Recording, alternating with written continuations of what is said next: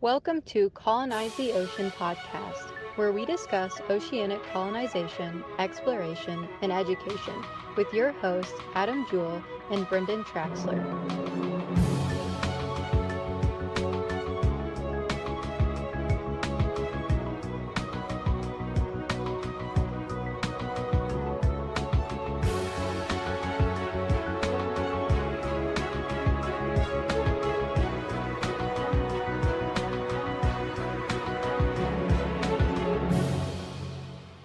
Welcome, everybody, to the ASC live stream. My name is Adam, the Valentine Jewel, and I'm just making stuff up.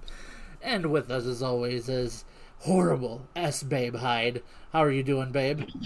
Horribly. And coming in at 8'9", the mouth of the South, Brendon, the Tickler Traxler. Brendon, how are you doing? Weird. Yeah. Nothing on the 8'9" part, huh? Yeah, I'll take it. All right. How you guys doing? All right. How are you? Good. It's wonderful.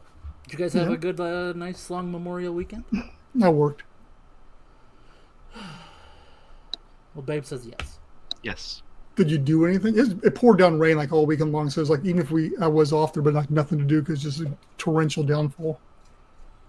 Oh, I didn't tell you before the show started, but my mom asked about you. She's like, "How's Brendon doing? I know he's down there by a lot of those storms. Is he all right?" I'm like, Yeah, well, that's sweet of her. He still talks to me, so he's must be doing all right. Yeah, I know.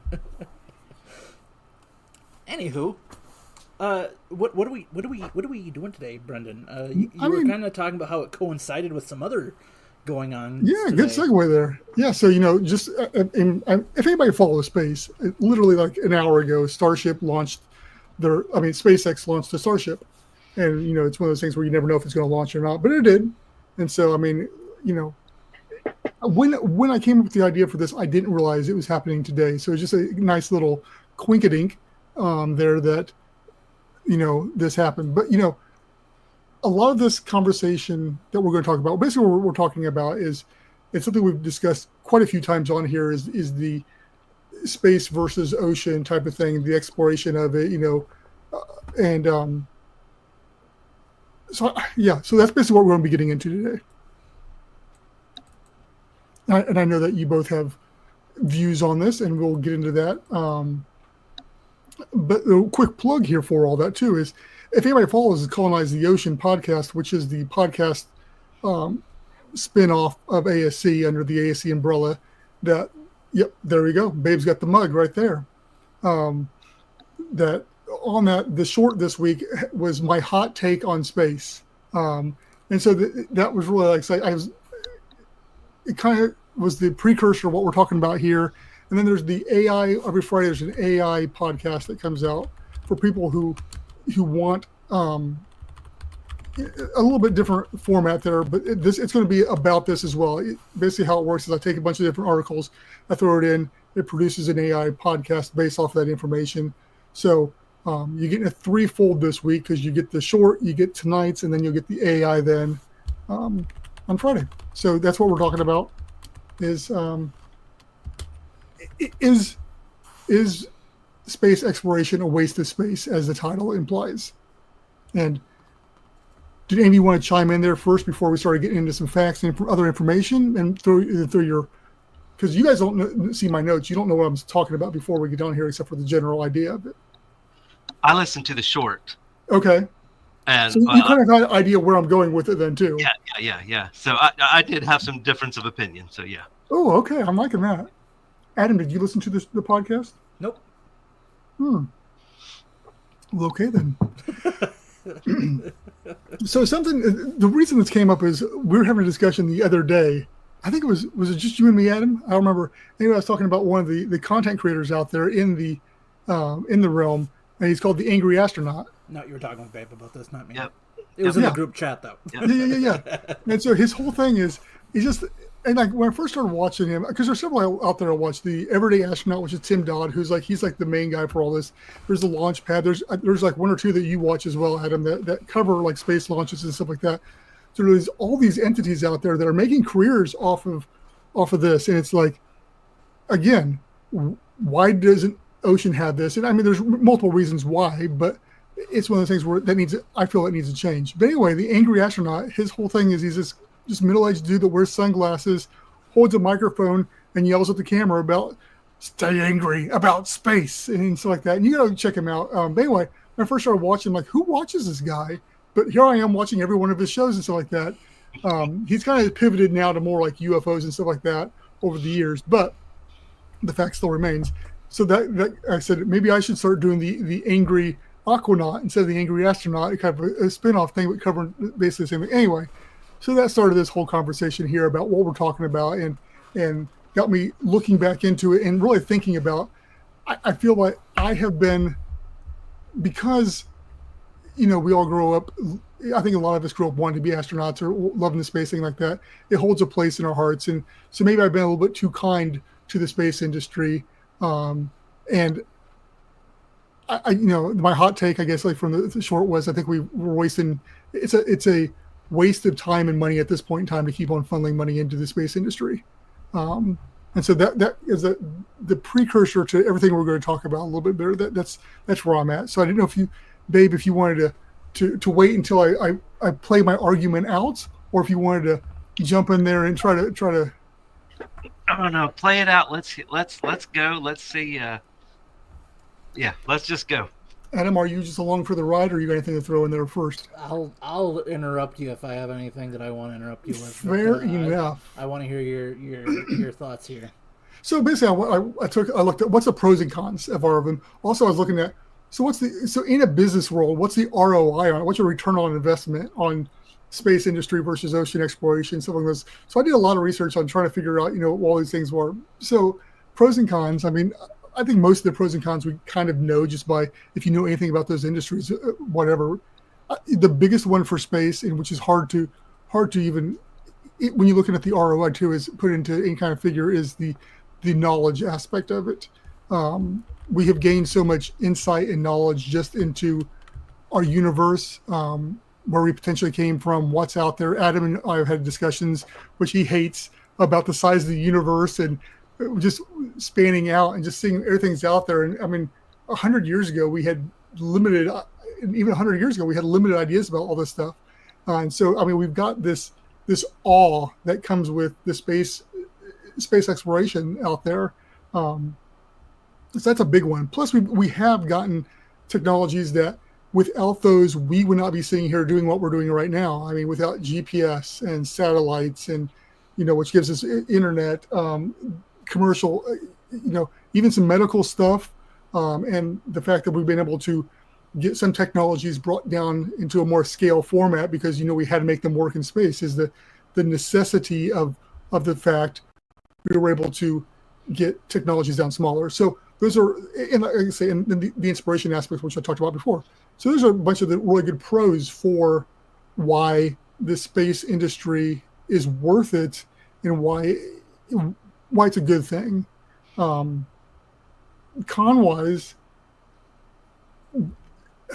the cost is a huge one for it. I mean, on my list here, I got cons, and then I even have more cons that I took personally, which I'll talk about later. But just the amount of money that gets put into it, not only from the government, but from private industries too, which I personally don't have as big of an issue if the private industry wants to funnel billions and billions of dollars into it.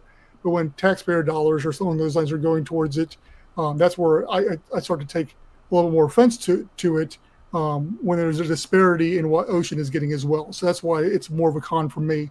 And then obviously the risks associated with space. Now there's risks in both, but I think there's the potential for more risk with it because there's still so much we don't know about space. We've got radiation aspects. We've got the microgravity standpoint, the psychological standpoints of the isolation. All these things come into play. And even though we've studied a lot, we're still learning as we go and still trying to figure it out, which could be very detrimental to the future of space exploration if it comes out that, hey, this isn't, long-term type of thing. And also the fact that it's not something that just anybody can get into. Like scuba, pretty much anybody can scuba and go explore the oceans. You can go do an internship with coral restoration, do stuff like those lines, and get involved with it. But with space, there's a huge barrier to it because you can't just go to space and do experimentation and stuff along those lines. Even though people like Bezos and Musk and Branson are trying to bring those costs down so people can do that. Right now, it's still not. And then obviously with everything, you start to look at the ethical and the economic impact of anything that we do, whether it's space or in the ocean. Space, the concern is, hey, like we've heard here with the thing is, stay out of the water, we've already ruined it. Same thing, you're going to another planet or you're going to trash it up, ruin it, type of thing like that, etc. So those are the kind of the pros and the cons for the space side. Do you have any rebuttals against that, babe, since you think you got all the answers here tonight? Rebuttals? I don't know about rebuttals. I believe in the bigger picture, longer term for it. So as far as ROI, for me, the idea of space is one of the things, whether it's been science fiction or people talking about, just like they talk about undersea mining, is the future of space is to be able to get resources from space, the asteroids and stuff they've already looking at that, because what was that camera they landed on or something they landed on with those asteroids. So yeah, I think it's a long-term ROI as opposed to that. And in theory, if you start getting your resources from there, then you're not invading your own home and messing it up. So when it comes to the green thing, that looks better as far as and I actually agree with that, because if we can take down a few asteroids and get those resources, then heck yeah. And that, actually, I haven't even gotten to the ROI aspect, and I actually addressed that in there. So did you? Yeah. So, and I've got some numbers on that too. And of course, go ahead. Well, I was just going to say, number-wise, right now it's going to look horrible. Yeah. Because it's going to be astronomical, the cost. But if you keep working, keep chipping away at it, then eventually ideally, it should become more of a balance. Yeah. I mean, I see that. I see that. Anyway, we'll get to that. I'll jump into the pros and cons of the ocean then next, and so then we can really have some apples to apples here. But one of the pros to the ocean is the to the space is that it's right here, so the barrier to entry is very affordable, because you can literally walk into your backyard, get in the water, and do these things like I was just talking. So there's that huge impact that it's a whole lot easier to get into and do, which therefore does have a cost because it's obviously cheaper as well. Also, we know that it is a teeming hotspot of biodiversity, where so far space is not that at all, that we've been able to so far get to. Well, Adam, I see your expression over there. We'll get to that, or you can get to that. But I don't have these in my notes, but I was just watching a video the other day, and they're talking about what was it? Is it the humpback whale? I think that feeds on giant squid. Sperm. Sperm. It feeds on giant squid, and how many sperm whales they believe are out there, and how many giant squid they have to eat, which means how many thousands and thousands and thousands of giant squid are out there in the water. And it wasn't until 10, 20 years ago we had never even seen one. Yeah. So it's like, what the heck is out there in the ocean that we have zero idea? My niece still swears that she believes the Meg is alive out there. I said it's not, but go prove me wrong. But anyway, it's stuff like that. What it could be out there that we just have no concept of.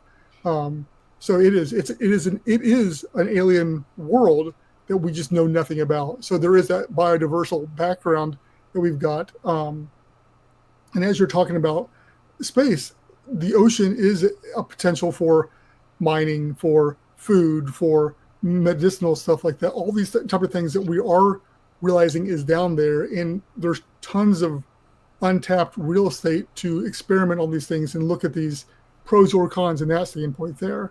And then, because it is closer to us and that's easier to get to, the possibility for advances in technology may come quicker and be more cost effective, because we're able to, again, lesser barrier of entry, be able to get in there and do stuff with them. So and then on the socioeconomic aspect of the whole thing, you're able to involve schools or communities and stuff along those lines, and really partner people around there and communities around there to benefit your environment and something more tangible that you can see on a day in day out basis. So there's a bunch of the pros that I was able to find for the oceans. Likewise, cons wise, I don't. And this one is a weird one.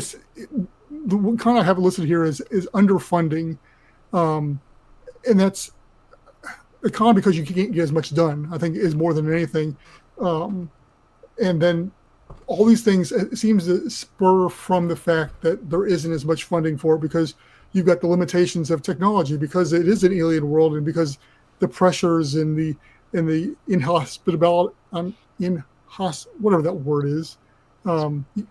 Inhospitable world that it is.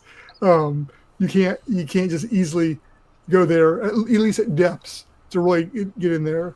And then, even though mining could be a possibility, also it's a huge risk to the environment. So this benefit that was a pro is now a con type of thing there. And like I said, because of the risks, because of we don't know a lot about it, there's a huge safety concern out there too, which we saw from the Titan sub a few years ago, where it was whether he was wrong or right, which everything points to him being wrong. Still, he's pushing the boundaries on technology, and it cost 5 people their lives in this world. And also, obviously, there has been life lost and stuff like that in space as well. But it's a little bit more one and done type of thing, underwater, where there is very little error there. Where in space, we've seen where stuff goes wrong, there's backups, and they might be able to do things. Boeing here recently, there's all those issues there. They're able to dock them, get them back down, even though it took a while. That probably wouldn't be the same situation underwater, at least in the current state, because of just what we're dealing with. So those are kind of the pros and cons there for the ocean side of thing. And you may have some others that I missed out on there, which I'm all ears. Adam, were you going to say something? Thank you, Your Honor. I think that in order to have this discussion, you have to know what your goal is with it, right? So if your goal is purely exploration, there is a finite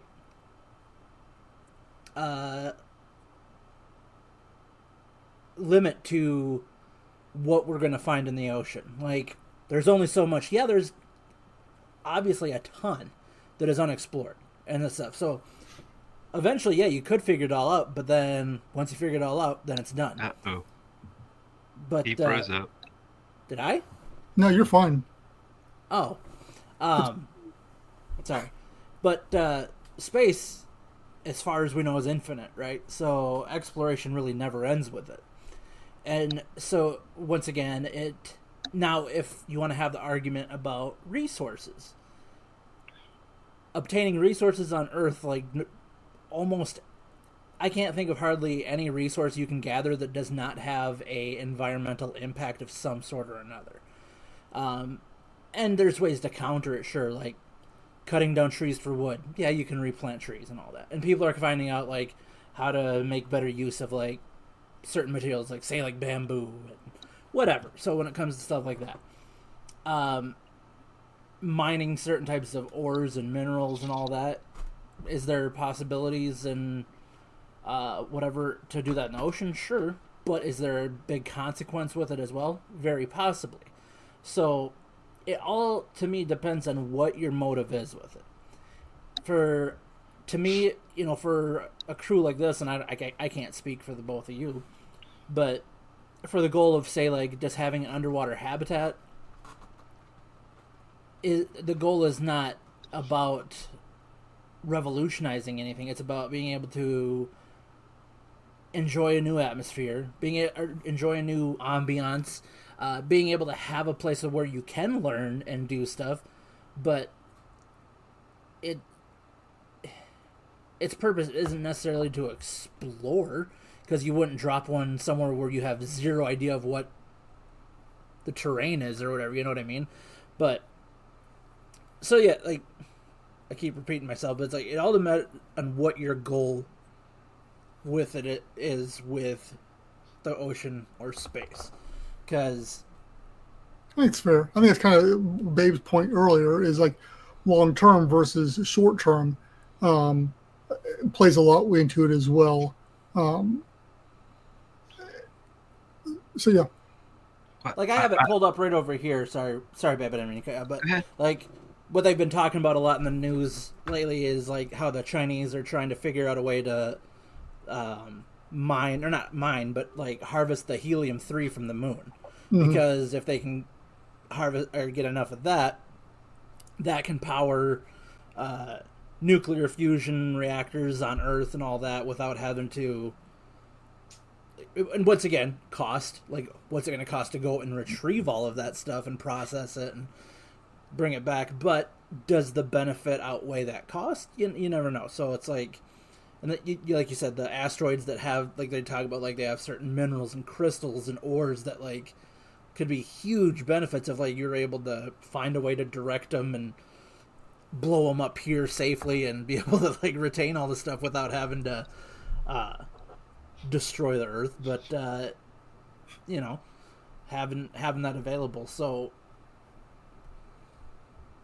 I will redeem my, or I will rest my case for now. What were you gonna say, babe? I go back to Dr. Deep Sea. Remember when he was living underwater? Because I'm sure he said it before then, but it's just, he's convinced, and I mean, I have to agree with him. Like just about any disease that we haven't mutated beyond, it's natural. Maybe I shouldn't even say it that way, but anyways, he was convinced there's cure, for just about anything, because the ocean's 2/3 of our world still, and there's so much to it. There's so much to it. And on that same note, as far as being, this is my, it's my opinion, but when it comes to people just like not wanting to mess with, space, because we'll mess it up, just like that, what you were saying with the same thing with the ocean, and of course we've dealt with it directly here before. And what we're doing now, up till now, hasn't worked. So what, the idea, because to me, the saying that Jacques Cousteau had, why can't I quote it now that I'm trying to? But they don't love it. To make them love it, they have to know it or something. I just can't. It was. So the more exposure to you get to it, and what more exposure are you going to have than living in it? Right. Temporarily or full time. Absolutely. That's something we've been saying, for the whole time as well. Is like, until we get more and more eyes on it, it's one of those things where it's out of sight, out of mind type of thing. And if we can get people more and more eyes on it, the plan is they'll appreciate it. And it just bothers me because they scream all that, but it's like, what you're doing now isn't working. So let's try something different. I'm not going to say it's going to work. Yeah. But as opposed to what we got now, and there's other conveniences or other pros that can go with it. Yep. So there's been a lot of talk about the asteroids and all that kind of stuff. So let's get into dollar figures here of what's going on out there. And first off, I'll give the budgets that I could find. So global space exploration budget is $135 billion in 2024. Of that, almost $25 billion came from the U.S. So nice chunk of change. For ocean, however, ocean was a little bit harder to find because a lot of it comes from philanthropy groups and stuff along those lines. So it's not as clear. But the estimation for 2024, so space had 135 billion, ocean had 3 billion for 2024. And of that, 1 billion came from the US. So 1/3 of all that funding came from there. So that sets up the basis for why there's such a disparity on a bunch of stuff we talked about there. But then it goes into when you start getting to the ROI on the whole thing. Both of them is extremely hard to quantify an ROI on something this, because since such of a lot of it is knowledge-based gains as well as environmental gains and stuff along those lines, which you can't really put a dollar figure on. So the best we could do is break down that. So space, they're figuring since 1960, $1 trillion has been spent on space exploration. Easy. That's why they're putting it on the ocean. They're factoring about 100 billion in that same 1960 to today. So 10 times across the board on everything, or maybe 100 times, whatever it is. It's a lot. But, from space, as we talked about earlier, we've gotten satellites and GPS and all these other things that have monetized to recoup some of that. SpaceX alone with their Starlink satellites have probably already broken even or are making a profit off of theirs already, and they've only been around a couple of years, and they're still expanding that outcome. And they're saying that the investment was $10 billion to get that up and running to where it's at today. And so if they've already been able to recoup $10 billion in 2 years off of that, obviously space has it. But again, they're spending, they haven't even spent $10 billion in the ocean, as far as we ever know. So it's like one of the things where, it's easy to make a nice return when you got the money to spend it. Just like any business, if you've got the money to invest in the business, if we had $1 billion, ASC would be in a completely different place than it is right now. So it's one of those things. And for the ocean, it sees most of its revenue streams coming from things like food production or tourism. A lot of it comes from energy production, whether it's tidal or wind turbines and stuff along those lines. And then even so, like you were talking, babe, biotech, as far as finding cures for diseases or experimenting on stuff along those lines, there is some revenue streams that comes from those type of things. So it's got a diverse type of background of different stuff that can come from it. But yeah, does it justify?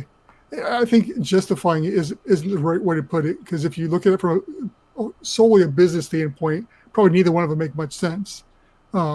It has to be, like Adam was saying, what is the reason going into it type of thing, if it's just exploration or if it's just to make a buck or whatever it is.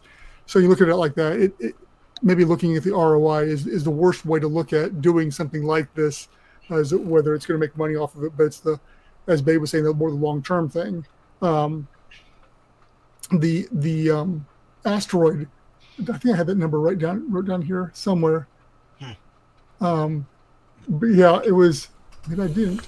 But yeah, there's one company was guessing it was $700 quintillion worth of ore off the satellite. And it's like that revenue stream. It's a number we can't even fathom. And if we were able to harness that, what would that do? Obviously at that point in time, yes, all money that's been spent in space exploration has justified itself just right there off of mining those satellites. And to your point, yes, what does that do as far as saving the Earth, as far as from mining and stuff along those lines? Hopefully it would slow it down somewhat. So yeah, that's kind of the financial standpoint of there. And there was, like I say, I was hoping for more of a direct answer on putting the numbers to some sort of a tangible play there. I'm like, it makes more sense. But everything I saw was showing that even at the inflated numbers that space has over the ocean, there still seemed to be more of a return on the dollar for space than it was the ocean, even at that. So there's that. What you typing over there, Adam? Just kind of touching back on what we were talking about with one of the motives, I think, as far as when the funding goes, because you mentioned about how much of the money is coming from, and you only mentioned came from the U.S. government. That's not to mention what other country, whether it's China, Russia, or whatever. No, I put that in there. Oh, well, you said U.S. contributed $25 billion for the space. Yeah, and the whole world was $135 billion. Okay, and that's all governments. Well, That's what I'm saying. Like, how much of it is governments and private interests? Both space and ocean were hard because of that, but most of it comes from private companies. None of it is coming from like nonprofits and stuff like that, which is the problem with ocean. So yeah, that should be including what I saw was numbers from like SpaceX and private industries, which we can easily have the numbers on. Sure, and I think the easiest answer or the easiest reason for that, in my opinion, is the reason we don't put as much, in my opinion, put as much money and effort into anything naval research or whatever is because the power players, especially the United States, already dominate the seas as far as when it comes to weaponry. And weaponry dominates any type of research, really, right? Like, the whole reason, like, people get into a certain field is because it's like, well, we need to know how to make this... Oh, I just knocked everything over on my computer, I'm sorry. We need to know how to weaponize or take advantage of it military-wise, right? I mean, it's the same reason they got into the space race, is because of the Cold War and trying to be like, all right, like, yeah, like, we're going to be the first to the moon or whatever, but it was a political power play. It was all about Sputnik and who can get satellites and who can monitor who and who can do this. Well, with space or whatever, there's still such an open field of being like, can we develop better satellites? Can we develop better drones and spy tech and, you know, weapons that can shut down other countries, whatever, by use of that? But it's like the maritime field or the naval field or whatever has basically been conquered as far as like what it in terms of weaponry and war. Like, I disagree with that. See, because I mean, I mean, unless there's stuff out there, which there probably is. I mean, you can still spot where a submarine's at. There's still a signature on it. You still got speed limitations. All these different types of stuff that you have, especially underwater. On the surface, I mean, that's harder to do. But when you start getting underwater, you know, then you start getting into the game of how deep can you go and how quiet can you go and how fast can you go.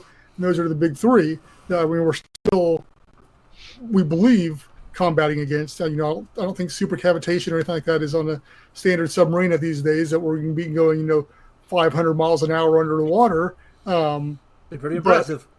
Yeah.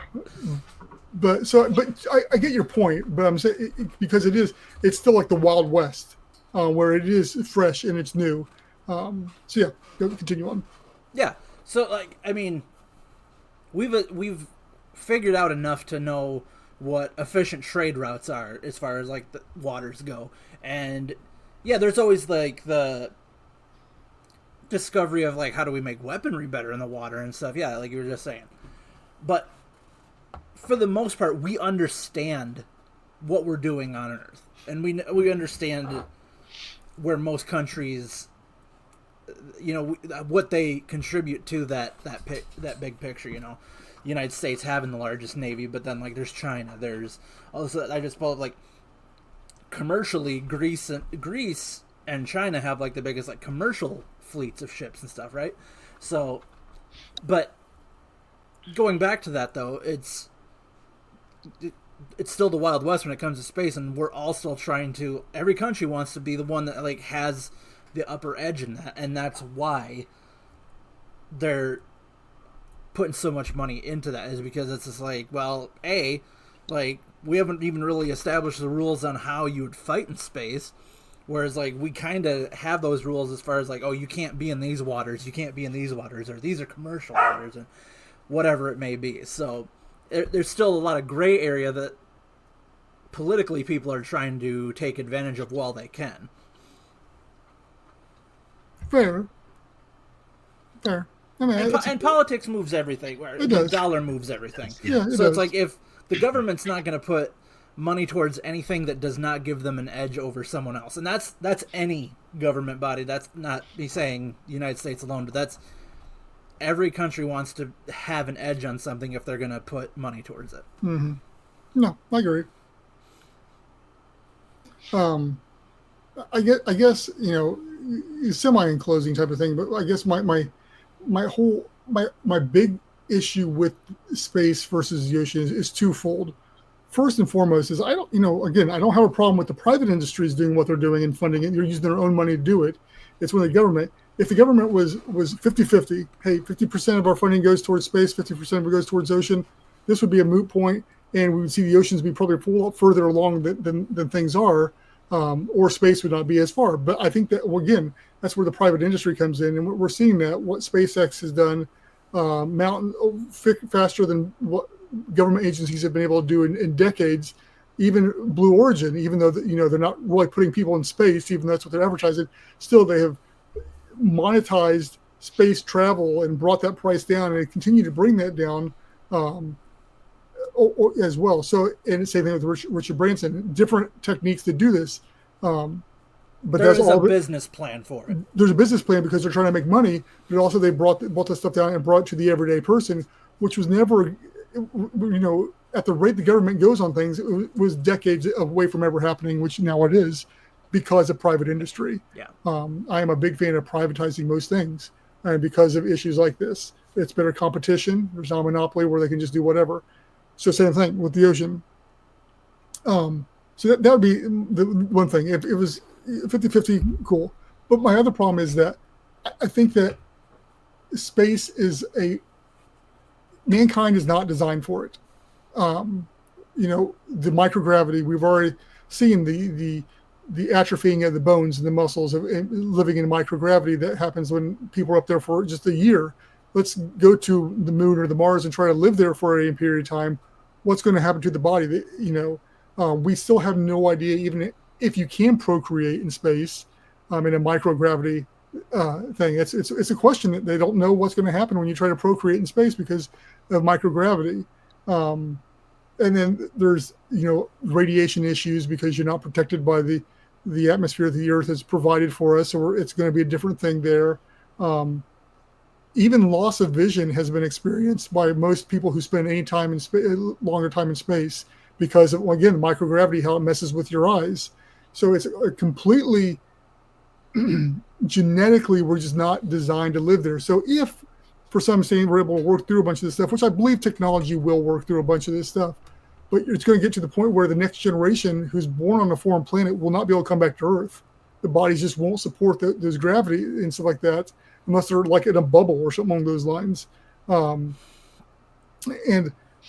of course, the psychological aspects of being that far away from civilization, I attribute that to kind of, the conquistadors and anybody who came over from, Europe. I mean, they burnt their ships and they were here. There was civilization here, though, for them to interact with. Unlike that, it'd be like, again, going out the old west is like loading up your wagons and heading out, and it's a do or die type of thing. Both these are the scenarios that are coming into play here, even though it's still not even accurate with that because there's literally nothing out there for them to interact with. No life, no nothing once they set up shop on the moon or the Mars or wherever they may go. Fortunately, the ocean has come in to save the day on that one too, with the different projects dealing with that. The Nemo projects as space analogs, testing out the psychological aspects and just the weightless aspects of living in a habitat in a foreign location in an alien world.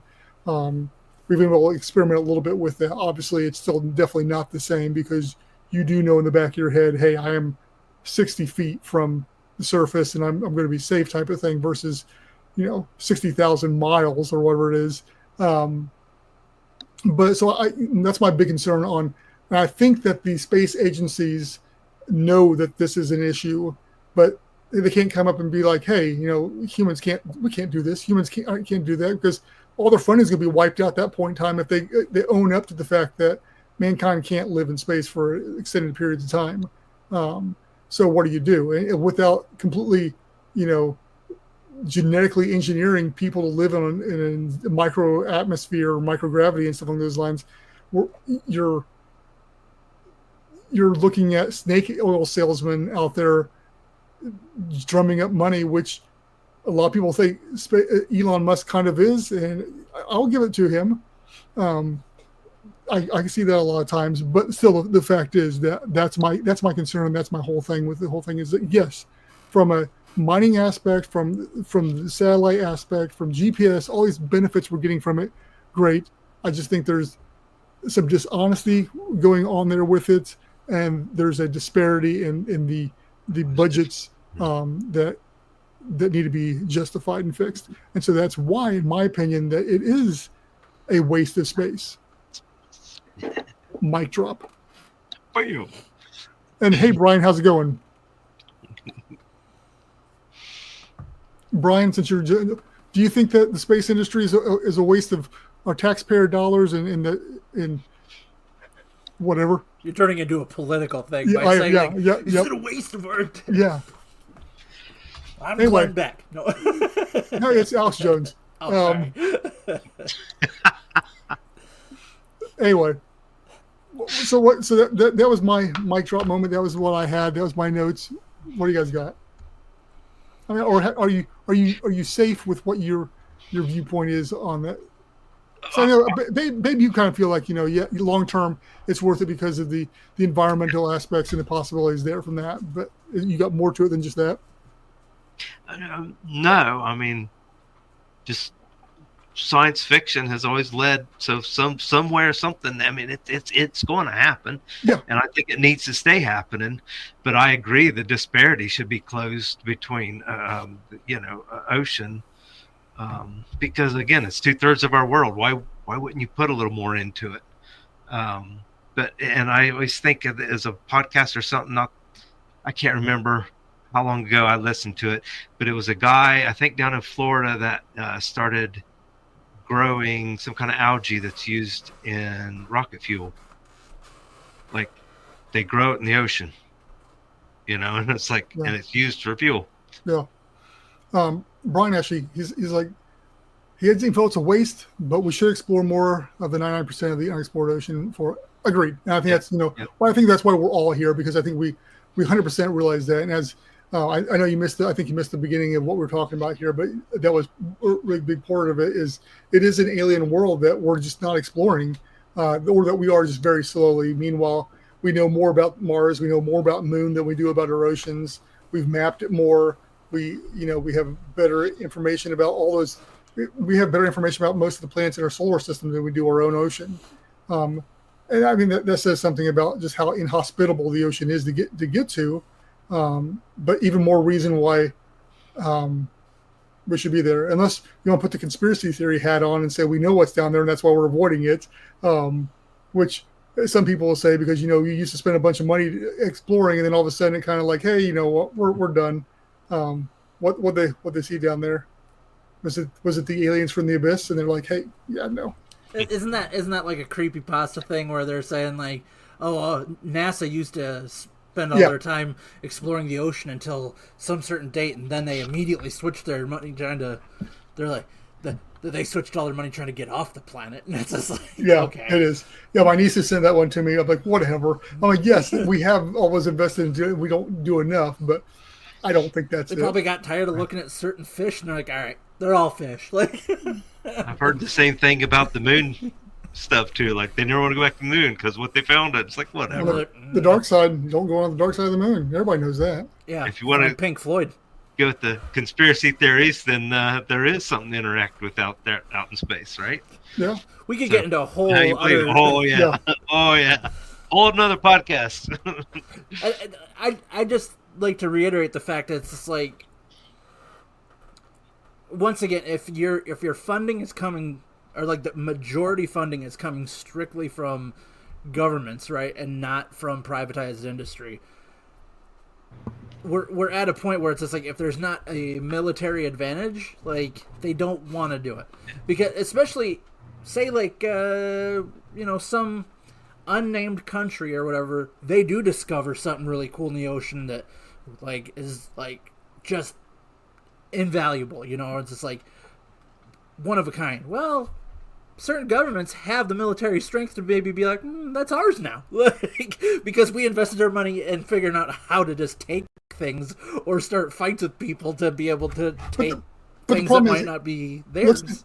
Let's at the U.S. government they don't have to fund NASA. They can fund dark programs which will funnel the money over into NASA as well. So that money doesn't have to necessarily go to NASA or to NOAA or whomever. They could Sure. be even on that, and then hey, all right, we're going to put this money through DARPA to go do whatever or something. And I think with those numbers too, that you got to think, because you were saying like 1 billion goes into like ocean research or whatever, or programs. That's not, I can guarantee you that's not counting what they put into the Navy and the Coast Guard, which is probably funding a bunch of projects. Right, yeah.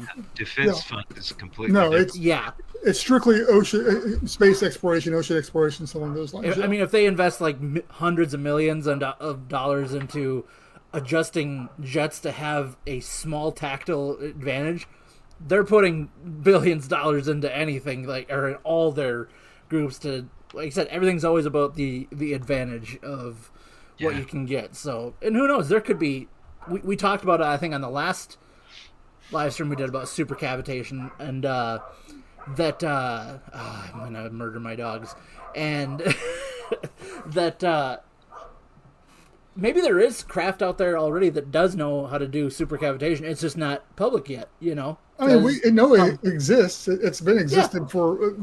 Maybe we've mastered it, and it's just it's possible. It's hidden right now because we don't have a reason to unleash that technology to the rest of the world until that's 100% possibility as well.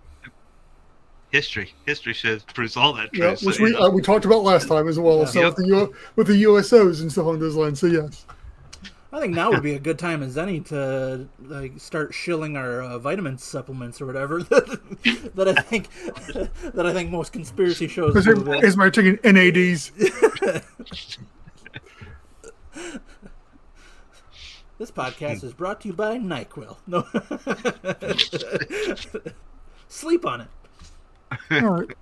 We should get some sponsors. I'm gonna do some Afrin right here real fast on the live stream. I guess next live stream we should try to do as many like sponsor things. No, product placements as we possibly can. The whole back is just product play. I'll put a shelf up with a bunch of stuff. Like, yeah, I mean, there's a lot of conflicts out there in the ocean. A lot of conflicts like the upcoming SummerSlam WWE. You know? Gosh. Yeah. The official sponsor of ASC. That would be so awesome. Anyway, called Steve Austin on here being like, well, I love boats. No, I'm kidding. Close it out. All right, guys, we're closing out. Well, I mean, we have some updates here. Brendon told me about the AtlantaSeaColony.com website. It's currently under construction. It's up and running. It's just like it's up, but it's stripped of a lot of information right now because this man cannot be happy with any website he develops. Like, as soon as he releases version 37, he's already thinking about 39. Like, this guy... You gotta be moving forward. Leave the website alone next time, okay? Yeah. Anyways, when it's reconstructed or whatever, that's where you can find all of our information as far as finding us on the social medias. That's Facebook. It's all there. Social medias are all ready. Okay, sorry. Facebook, Instagram, LinkedIn, YouTube, and all the other one. X, sorry. Brain's fuzzing out right now. Join us on those. Follow us on those. That's where you can interact with us a lot, too, on those pages. Like, leave some comments. We might comment back. As long as they're nice. No, I'm kidding. I'll comment back. He'll comment. No. Also, 1atmliving.com. Brendon, I forgot tell us about 1ATM Living. That's a nice coffee mug you got there. Yeah, so just like we have Colonize the Ocean podcast, which I think we'll talk about here in a second, which is the audio, the podcast spinoff for ASC. You know, and the website, we do have merchandise for ASC as well. One ATM Living, One Atmosphere Living is more the lifestyle brand for ASC that I'm trying out there. You know, just some regular merchandise that's not necessarily underwater habitat themed, and so it speaks to a broader audience of just divers or people who love the ocean and stuff along those lines. So that's kind of the focus on that.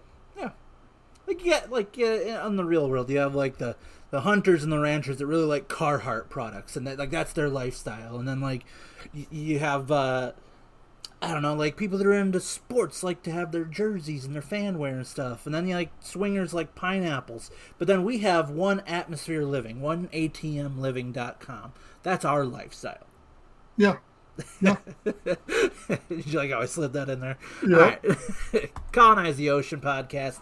It's on all major platforms. As far as we know, we haven't been told of any that it's not on. I have a few different ones because of how I subscribe to certain shows. It's all on there. It's on YouTube podcast now as well. And so, yeah, and we've actually been getting comments from the YouTube podcast as well. So the big thing is like, I would say 80% of people either use like Amazon Music or Spotify. It's on there. Yeah. And, and then, like I said, I know there's a bunch of other players. Like I use one called Castbox. It's on there too. That one's my alternative to what I use. So, anywho, Discord. Join us on the Discord. We have different little threads in there that you can talk with us on and join us and, just have a hoot and a half on there. We have, we have different subject matter as far as like if you want to talk about like certain movies and TV shows that involve the underwater thing, we have a channel for that. Or if you want to suggest some good locations around the world where that you would like to live underwater at, we have a channel for that. If you want to talk about submersibles and boats and all that stuff, anything. So and if you just want to shoot the breeze, we have a spot for that too. So come and join the Discord. Once again, that's on the website as well. Also, patreon.com/Atlanta Sea Colony. Special thanks to Brian Acosta, Martin Race, S. Babe Hyde, yours truly, Adam Jewell, and Daddy Ron Traxler. I'm going to do that every time. If you're going to let me close out the shows, I'm going to do that. He may be watching for all we know. Actually, it's a little late for him. It's kind of late for him. Call him up. See if we can get a donation. Call him up right now. Let's do a telethon. Yeah. But one thing with the Patreon now, it is free too. There is a free tier on there for the. I was getting to it. Okay, fun. God. All right, here's our free ones too. We got Douglas Risley, Adelena F, Hans Cederberg, Rick Segrist, Eric Schilt. Yep, and you can. I told you to take the Break It Up podcast off of there. That was an account I subscribed to just so we could see if it worked. I know. Take it off. Or I'm unsubscribing. Okay. Anyways, if you want to join the Patreon, we have different tiers for that. There is a free tier. In the free tier, we have weekly polls and stuff up there now, too, so you can take advantage of those. I know Babe interacts with those. And so just trying to grow that, getting more people just engaged, even for the free tier, so that you feel like you're getting something out of it at least. Yeah, boy. Other than that, I got nothing else for you handsome fellas. So, I mean, we'll do this again in a month. Yeah. Depending on when next month. I don't know if I'll be on it, but... it's going to be a busy June, so we'll see what happens. Busy June. But thank you guys for hopping out here tonight and doing this with me. And I had a blast. Everybody that's watching this now, later, or listening to it wherever, thank you very much. Interact. Hey. Well, yeah. Nothing makes me happier than seeing you guys. So we definitely want to hear what your thoughts are on this as well. Is it a light of my life? Mm-hmm. All right. I'm closing her out. We'll see you guys. Bye.